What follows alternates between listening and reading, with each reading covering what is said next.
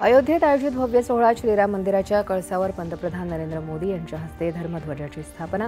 शेकडो वर्षांपासून प्रतीक्षित जन्मभूमी मंदिराला पूर्णत्व प्राप्त।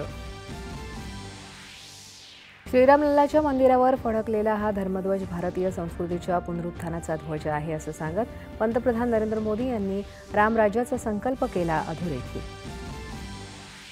2047 पर्यंत भारताला विकसित करण्यासह समाजाला सक्षम बनवायचं असेल तर आपल्याला स्वतःमधील राम जागृत केला पाहिजे। पंतप्रधान रामत्वाला नाकारणं ही गुलामगिरीचीच मानसिकता असं सांगत येत्या 10 वर्षात भारताला गुलामीच्या मानसिकतेपासून पूर्णपणे मुक्त करणार असल्याचा संकल्प पंतप्रधानांनी केला जाहीर। कितीही संकट आली तरी राम मंदिरावरील धर्मध्वज फडकतच राहायला हवा।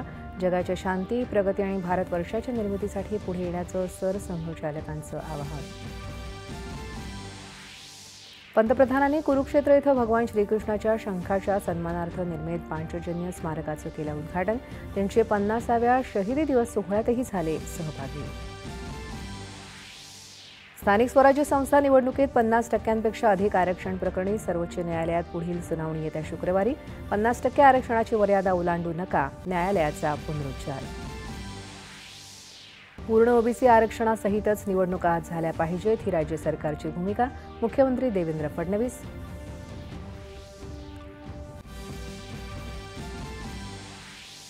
मुंबई वाढवण द्रुतगती मार्गाला जोडणाऱ्या उत्तन विरार सागरी सेतू टप्पा 1 प्रकल्पाला मंजुरी मिळाल्याचा शासन निर्णय आज जारी झाल्याची मुख्यमंत्र्यांची माहिती।